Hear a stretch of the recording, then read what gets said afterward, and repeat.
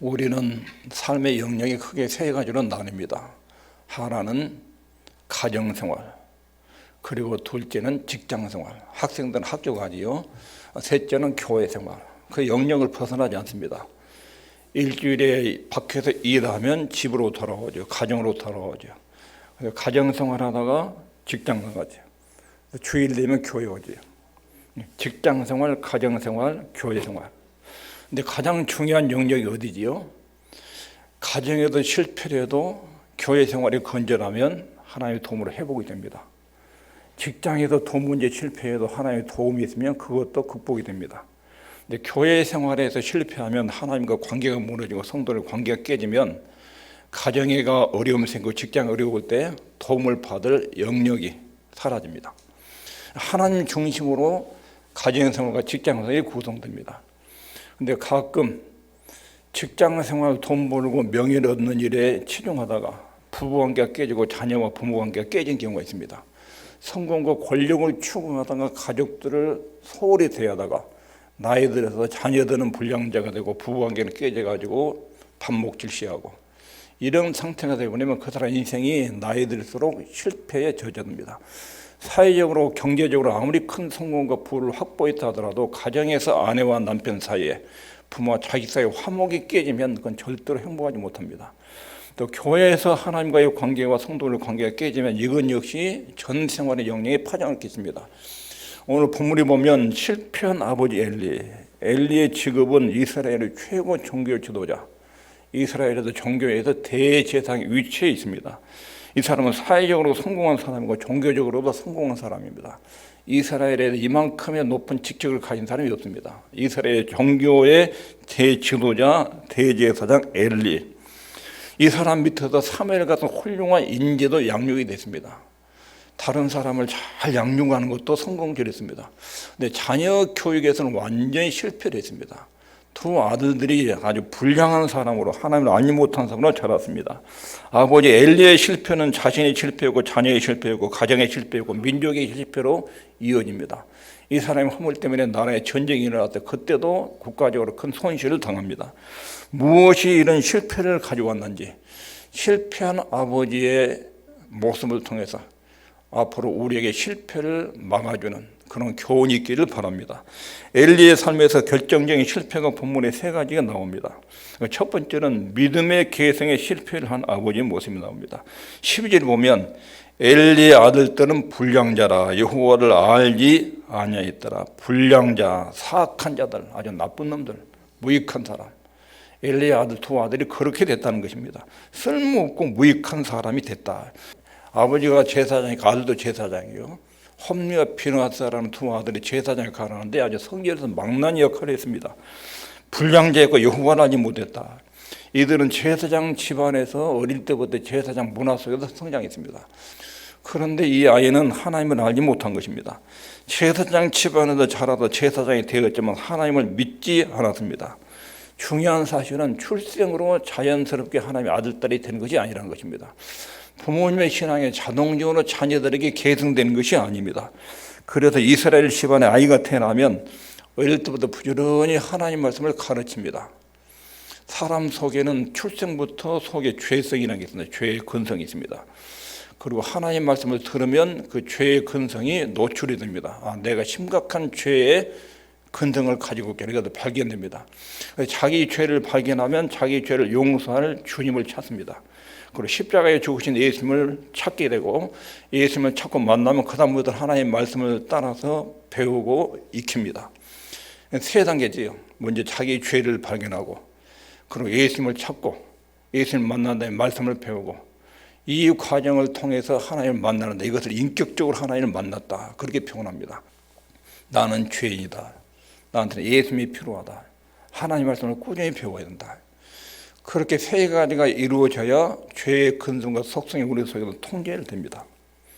그런데 교회는 다니는데 자기가 죄인이라는 것을 모르고 예수님의 십자가의 속식이 자기 죄와 무관하게 느끼고 하나님 말씀 배우는 것을 싫어하고 이렇게 되면 언젠가 자기도 모르게 죄성에 자기 인생을 송두리째 휘어잡게 됩니다. 그러면 엘리 아들들처럼 됩니다. 교회는 다니는 가정에서 어릴 때부터 교회 문화 속에 자랐는데 하나님을 인격적으로 만나지 못하면 속에 있는 죄의 근성이 다뤄지지 않습니다. 죄에 대한 인식으로부터 하나님의 자녀의 신분이 출발이 됩니다. 환자가 병원에 가는 것은 내 몸에 뭔가 좀 이상하다. 몸에 이상 증세를 느끼면 병원에 가죠. 그럼 의사가 정밀 검사해가지고 어디가 이 땅에 이상이 있다는 걸 딱 찾아내요. 그런 것처럼 이스라엘 백성들은 성전 제사를 가면 성전에 들어가면 먼저 폐제사를 드리고 거기 있는 제사장으로 율법을 쭉 들어요. 율법을 들으면 내가 지난날 동안 살아온 것 중에 무엇이 잘못됐는지를 정확하게 알아요. 내가 하나님의 말씀과 뜻이 이것인데 내가 이 말씀에 표현해서 떠났구나. 이걸 율법을 들으면 깨닫게 됩니다. 그리고 그렇게 하나님의 말씀을 듣고 나서 생활하다가 그 율법에 저촉된 행동이 이루어지면 그 다음에 재물을 가지고 하나님께 용서를 구하러 나옵니다. 그것이 이스라엘 백성들이 하나님을 아는 지식을 가진 것입니다. 그런데 엘리의 아들들은 그런 것이 없었습니다. 성령께서 우리 마음속에 일하시면 하나님 없이 죄만 짓고 살았던 자기 모습에 대한 철저한 인식이 자각정세가 생깁니다. 그러나 이런 말씀의 작용이 없이 교회를 다니면 어떤 현상이 일어날까요? 하나님의 말씀을 듣고 내가 죄의 악을 깨닫고 십자가를 붙들고 하나님의 말씀을 꾸준히 배우고 양육하지 않고 이런 영적인 현상을 경험하지 않고 교회를 다니면 교회 분위기를 잘 알고 교회 문화를 잘 알고 교회에 다니는 사람들을 압니다. 그러나 자기가 죄의 악을 모르고 하나님 말씀을 경험하지 못하지요. 교회 사람들을 많이 경험하고 사귑니다. 그리고 교회 사람들 속에 무엇이 있다는 것을 잘 압니다. 그리고 나중에는 교회에 다닌 사람이나 교회 안 다닌 사람이 똑같더라. 불량하게 똑같다. 자기가 교회에 알고 있는 사람들의 생활 풍속을 보고 잘 알아요. 교회 문화를 너무 잘 알아요. 교회 속성을 깊이 잘 들여다봐요. 그리고 교회에 다닌 것이 나중에 굉장히 혐오스럽게 되고 아주 이상하게 느낍니다. 그리고 교회에 다닌 사람들의 모순점, 쌓아놓은 것, 용서하지 못한 것, 안 칼린 것, 자기를 대할 때 아주 혹독하게 대하는 것, 이런 점들이 잘 눈에 들어옵니다. 교회에 다니나 안 다니나 같다. 그러면서 자기 속에는 죄가 다루지 않고 교회에 있는 사람들의 모습을 보면 교회에 대해서 굉장히 냉소적인 사람으로 바뀝니다. 교회에 다 그렇고 그런 사람들이다. 자기가 변화되지 않으니까 교회 다닌 것이 교회 문화를 그렇게 딱 감지해요. 그리고 자기 안에는 죄를 용서받은 경험이 없으니까 자기 안에 죄의 부패한 본성이 속에서 작용됩니다. 교회를 다니고 있고 집사 직분 받고 여러 가지 교회 직분을 받고 있는데 이중적인 생활합니다. 남이 모르는 죄를 속에서 지어요.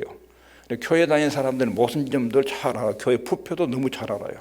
그런데 하나님을 만난 경험이 없어요. 그러면 이런 사람이 꼭 엘리의 두 아들처럼 딱 변질이 돼요. 어느 순간 이중적인 생활하는데 자기 속에 있는 죄에 자기 문제도 해결이 안 되고 교회 다니는 사람 봐도 다 그러고 그런 사람이고 하나님도 안 계신 것 같고 그러면 이 사람이 나중에 자포자기 하고 완전히 죄에 빠져버립니다. 이런 유형으로 빠진 사람이 엘리의 두 아들이에요. 어릴 때부터 성전에 있었어요. 아버지 모습 봤어요. 교회에 다닌 사람, 성전에 가서 제사 드리는 사람 몰골을 다 봤어요. 가까이서. 이스라엘이 경건하다고 생각하는 사람들 성전에서 다 만나봤어요. 그중에 경건한 사람도 있지만 못된 놈도 많이 있어요. 하나님 믿는 거 안 믿는 거 별로 차이가 없는 걸 느꼈어요. 그러면서 이 사람들 자기 속에 있는 죄성도 안 다뤄진 거예요. 교회 형식적인 성도들의 모습하고 자기 안에 죄성하고 이게 안 다른 채로 하나님 인격적으로 만나지 못한 채로 세월이 지나가요. 그러다가 교회 문화에 익숙하고 교회 부패하고 교회 집단적인 오염과 죄도 발견되고 하나님이 경험하지 못하고 그러면 자포자기 상태로 완전히 교회를 벗어납니다. 이 사람들이 다시 하나님께로 돌아오기는 굉장히 어렵게 됩니다. 이게 엘리의 가정에서 일어나는 현상입니다. 말씀의 작용이 없이 하나님과 인격적인 관계가 없이 교인들과의 관계만 형성되면 성도들 관계 속에서 모순된 것만 잘 눈에 띄고 이런 식으로 변질됩니다. 교회에 다니다 반드시 하나님을 만나야 됩니다. 나는 죄이다. 그리고 교회에 다니는 사람은 다 죄인인데 하나님의 은혜 때문에 용서받아지고 지금 이만큼 된 것이다. 그렇게 알면 사람이 다르게 보이거든요. 근데 하나님 앞에 자기 죄를 발견하지 못하고 인격적으로 주 예수님의 십자가 은혜를 못 받은 사람은 사람들 모습만 보여요. 어떤 어머니 딸이 대학 교수예요. 어머니는 초등학교밖에 안 나왔어요. 교회를 어릴 때부터 쭉 다니는 어머니는 신실하게 하나님을 잘 섬기는 엄마예요. 딸을 전도해가지고 교회 다니라 교회 다녀가지고 딸이 교회 갔어요. 교회를 한 1년 정도 잘 가서 성경 공부하고 은혜를 받을 시점이 됐어요. 근데 은혜 받고 교회에 나오는데 당회에서 싸우는 소리가 막 밖으로 들리는 거예요. 사람들이 갈등하고 싸우는 소리가. 그리고 집에 가서 엄마한테, 엄마, 교회가 다 그렇고 사람이 못 쓰겠대. 안 다닐라네. 엄마가 딸한테, 대학 교수인 딸한테, 초등학교밖에 안 나오는 엄마가 하는 말이, 야, 나는 수십 년 동안 교회 다니면서 주님만 보고 주 안에서 사람들 용서하며 살았는데 너는 1년, 2년 다녀가지고 사람 문제점만 잘 추려냈구나. 네가 똑똑하냐? 한마디 딱 찔렀어요. 대학 교수인 딸이 이 엄마 말에 팍 거꾸러진 거예요. 1, 2년 다녀가지고 하나님은 발견하지 못하고 사람들 모습만 딱 들어가지고 교회가 이렇고 저렇고 하나님 계시다는 게 판단하는 이 잔머리. 이것이 노련한 엄마한테 여전히 꺾어졌어요. 교회 다닐 때 하나님의 십자가의 용서를 통해서 그 안경을 가지고 사람을 봐야 됩니다. 그래야 이 사람도 처음에는 엉망이었는데 예수님 안에서 용서받고 하나님 아들로 딸로 이렇게 자라고 있고 변화되고 있구나. 나처럼 바뀌고 있구나. 사람에 대한 포용력이 생겨요. 예수님을 만나지 않은 채로 대인관계를 맺고 교회 문화에만 적용하면 엘리의 두 아들처럼 불량자가 되고 하나님을 알지 못하는 이런 현상이 일어나야 됩니다. 엘리의 두 아들은 마음속에 하나님에 대한 믿음이 없었습니다. 종교적 예식에 익숙해 있고 하나님을 만나지 못했습니다. 이 사람들은 제사장입니다. 아버지 제사장 믿어도 제사장 직분을 맡았는데 하나님을 안 믿는 제사장이에요. 그러니 이 성전의 몰골이 어떻게 돌아가겠습니까? 실제로 생활은 불량자, 이중 생활을 하고 있었습니다. 이런 생활로 사람들을 속였으나 하나님을 속일 수 없었습니다. 엘리의 아들들이 왜 불량자가 됐는가? 겉으로는 사람들로부터 존경받는 제사장의 직분을 가진 사람인데 속에는 하나님을 안 믿는 사람이에요. 속에는 무섭게 타락한 죄의 근성이 이들을 통제하고 있었습니다. 결국 하나님에 대한 불신이 결국 이 아들들의 생에 부도덕으로 성전에서 여러 가지 죄를 짓는 형태로 나타나게 된 것입니다. 2장 23절에 보면 엘리가 아들들이 하는 말이에요. 그들에게 이르되 너희가 어찌하여 이런 일을 하느냐? 내가 너희의 악행을 이 모든 백성들에게도 듣노라. 24절에 내 아들아 그리 말라. 내게 들리는 소문이 좋지 아니하니라. 너희가 여호와의 백성으로 범죄케 하는도다. 너희 악행을 내가 백성으로부터 듣는다. 그리고 들리는 소문이 좋지 않다. 들리는 소문, 악행은 세 가지로 딱 압축되어 있어요. 엘리의 아들들 2명은 첫 번째는 고기를 분배하는 원칙을 어겼습니다. 제사를 화목제 같은 제사를 드린 고기는 다 태우지 않습니다. 제사를 드리기 위해서 백성의 죄물을 가져오면 그걸 삶아서 분배를 하는데 원칙이 있습니다. 이러이러한 부위는 제사장 목도로 분배하고 여기는 제사 드리는 사람. 그래가지고 성전에서 예배를 드리고 그걸 먹습니다. 가정의 제물을. 그런데 이 제사장들이 성경에서 어느 몫이라고 정의해 둔 것을 부위를 기다려서 율법대로 자기 몫을 챙기는 것이 아니라 그 고기를 삶기 전에 벌써 제사장이 손을 내요. 제일 좋은 부위를 지가 챙겨가요. 이런 죄를 저지르고 두 번째는 속죄제의 경우에는 고기까지 다 태웁니다. 고기를 제물을 가져오면 그 고기를 완전히 태워버립니다. 남은 것이 없죠. 속죄제 제사를 가지고 오는 성도가 있으면 제사장이 먼저 가서 손을 대가지고 제물을 먼저 탈취해요. 그 성전에서 소정되는 사람이 그러면 안 됩니다. 막으면 강제로 그 종들이 제사장 종들이 뺏어요. 이런 식으로 성전의 제사를 모독하는 짓을 했습니다. 세 번째 이들의 죄는 더 심각한 것은 성막에서 소정되는 여자들과 음행을 저지른 거예요. 그러니까 이건 하나님을 완전히 모르는 거죠. 하나님을 모르는 불량자나 여호와를 알지 못했다. 여호와를 알지 못했단 말은 하나님의 존재를 인정하지 않았다. 그분을 두려워하지 않았다. 하나님을 대적했다. 그런 뜻이에요. 하나님이 안 계신 것처럼 생각하고 성전에서 행포를 부리고 있었습니다. 그럼에도 불구하고 엘리의 모습에도 자녀를 책망하는 내용에서 너희들에 대한 소문이 좋지 않다. 이런 정도만 책망에다 빠진 것이 하나 있어요. 너희들은 하나님을 왜 안 믿느냐? 하나님이 너희들 행동을 다 보고 있는데 왜 그 하나님을 너희들 의식하지 않느냐? 이 책망이 없어요.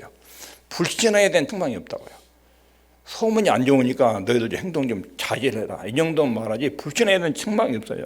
하나님 없이 살고 있는 아들들의 모습을 책망하지 않습니다. 이게 엘리의 치명적인 약점입니다. 하나님을 신뢰하지 않고 살아가는 아들들의 모습에 대해서 엘리가, 아버지가 책망하지 않습니다. 아들, 딸들에게 자기가 믿고 있는 하나님을 전하거나 알리지 않습니다. 엘리의 가치관이 여기에 표현되고 있습니다. 하나님보다 자식들도 소중히 여기는 이런 가치관을 가지고 있었습니다. 그는 제사장이긴 했지만 믿음이 없는 제사장이었습니다. 2장에 보면 엘리의 사생활이 이렇게 나옵니다. 29절에 하나님이 책망하는 말씀이 너희는 어찌하여 내가 나의 처소에서 명한 나의 재물과 예물을 밟으며 네 아들들을 나보다 더 중히 여겨 내 백성 이스라엘에 드리는 가장 좋은 것으로 스스로 살찌게 하느냐. 하나님이 엘리에게 하신 말씀이 너희는 어찌하여, 너희라는 말 속에 엘리의 두 아들과 아버지도 포함되어 있어요.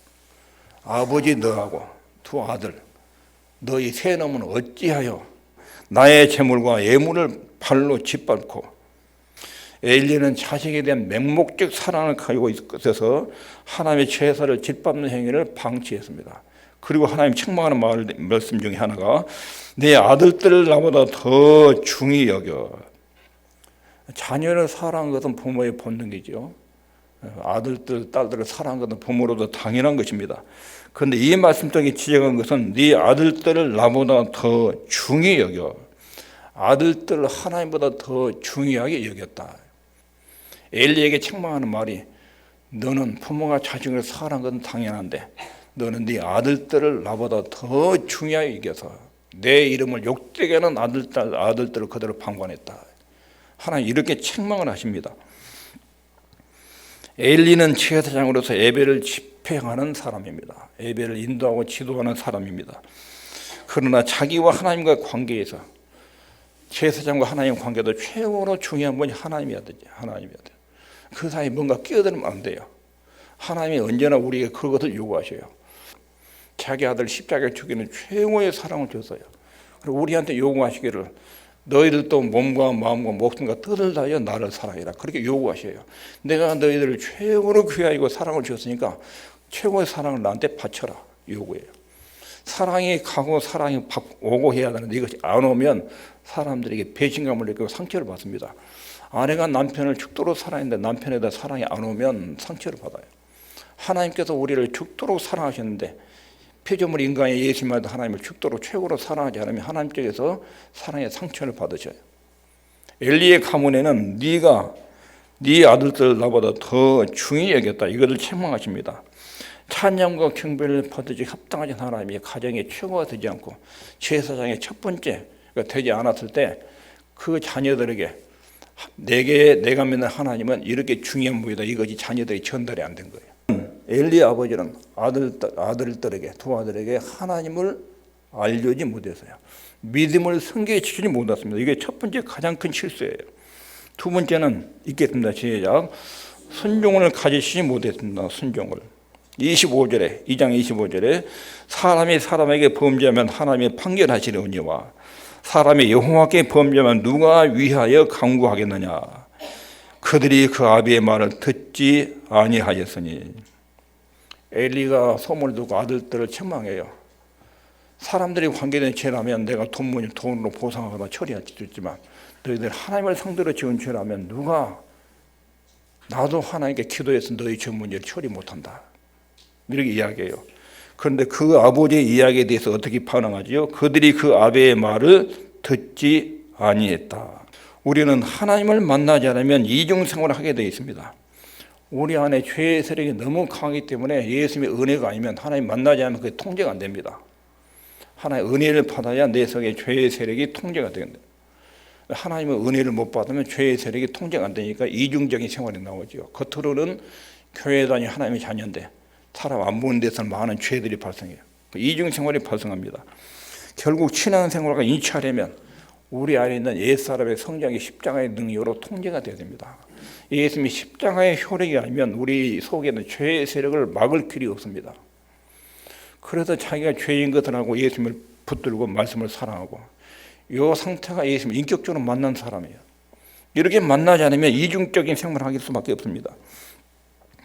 아버지 엘리가 자녀를 책망합니다. 잘못된 제사, 여인과 음행 이런 소문이 들리는데 너희들 이거 큰일 난다. 자녀들의 반응이 그들이 그 아비의 말을 듣지 않았다. 성경에도 순종이라는 말을 쓸 때는 듣는다 그런 뜻입니다. 불순종은 안 듣는다 그런 뜻입니다. 하나님이 말씀하시면 듣는 거예요. 순종하는 거예요. 하나님 말씀에도 안 들어요. 그건 불순종이에요. 근데 우리가 자녀들에게 순종을 가르치는 두 가지 비결이 있습니다. 첫 번째 따라하겠습니다. 어릴 때부터. 어릴 때는 부모가 하나님처럼 느껴져요. 어릴 때 부모가 말하면 아이들 속에 잘 들어갑니다. 어릴 때 잘 가르쳐. 어릴 때부터. 두 번째로는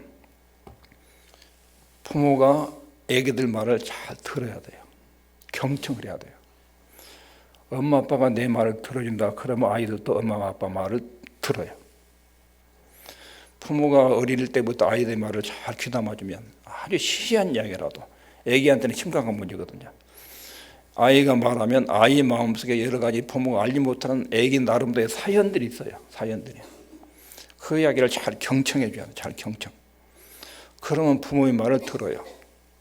근데 부모들은 주로 가르치는 일에 바쁩니다. 설교 쪽으로 막 홍기를 많이 하는데 안 들어요. 부모가 듣기에 애기 문제는 아주 사소한 것처럼 안 들어요. 그러나 나중에 아이도 부모 말을 안 듣습니다. 그러니까 순종을 가르치려면 아이들 내면에 있는 목소리, 그 소리를 잘 들어야 돼요. 물어보고 질문하고 들어야 돼요. 오늘 학교 생활 어땠냐? 친구들 누구 만났냐? 공부는 잘 되고 있냐? 무슨 과목이 좀 어렵냐? 너 요새 고민거리가 뭐냐? 심각하게 아이들 심각하게 고민한 것은 친구 문제, 자기 외모 문제, 성적 문제 이런 거지, 진로 문제. 이런 네 가지가 주로 애들 고민거리거든. 그런 문제를 부모가 체크해서 잘 들어야 돼요. 엘리의 문제는 어릴 때 아이들의 문제를 발견하지 않았어요. 그냥 놔뒀어요. 청소년 때 발견한 거예요. 청소년 때 그 문제가 탁 튀어나온 거예요. 그때 말하니까 안 들어요. 가르칠 시기를 놓친 거예요. 엘리 아들들을 두 번째 순종을 가르치지 않는 거, 이게 두 번째 잘못이에요. 세 번째 있습니다. 시작. 징계하지 못하나. 징계. 엘리와 엘리 가문에 대해서 하나님 마지막 비극적인 선언을 하십니다. 하나님이 말씀하신 거예요. 엘리 가문에 대해서 사무엘상 3장 13절 내가 그 집을 영영토록 심판하겠고 그에게 이른 것은 그의 아는 죄악을 인함이니 이는 그가 자기 아들들이 저주를 자청하되 금하지 아니하였습니다. 아들들이 하나의 저주를 받을 만한 행동을 하는데 아버지가 금하지 않았다.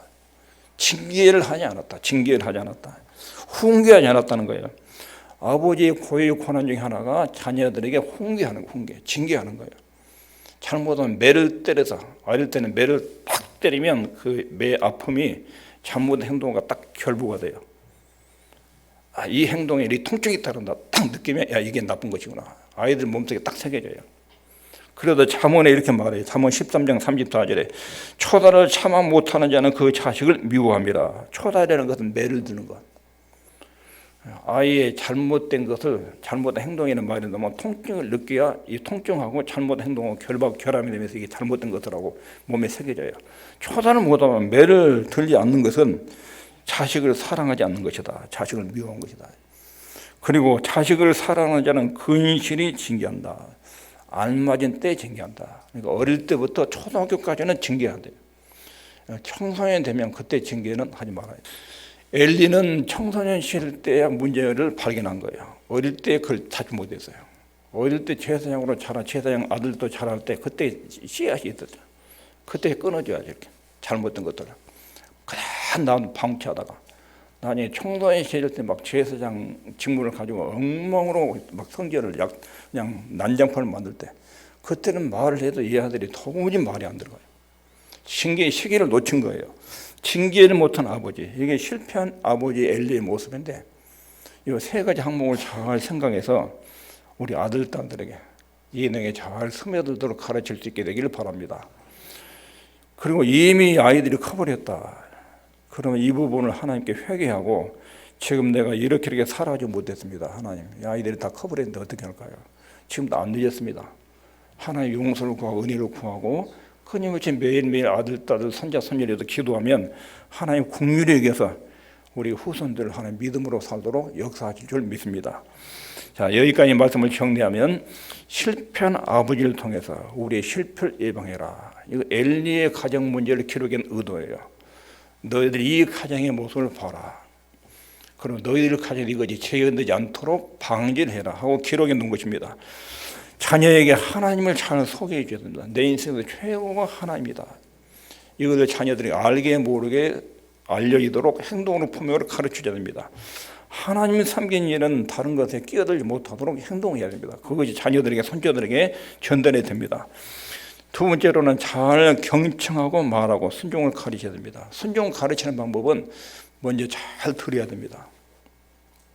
잘 듣고 공감하고 그리고 교훈을 해줘야 됩니다. 그래야 아이의 말을 들어야 자녀들 말을 들어야 자녀들도 부모의 말을 듣습니다. 자녀를 어릴 때부터 근실하게 부지런히 가르쳐야 됩니다.